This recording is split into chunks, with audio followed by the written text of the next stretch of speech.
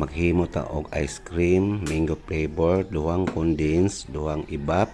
Dapat magdamag ni siya nga naka chiller. O to, itong Oreo, ano to sa optional na lang. Mangga, yan. Ito maganda. Karon o itong box ko, Tupperware, amo ni akong lagyanan. O karon ato na ning imekos ayan na, mix na to para magandang result. Ayan.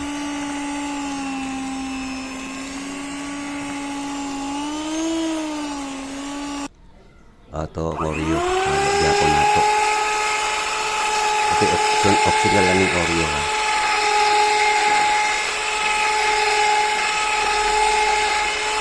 Salamat. Thank you for watching.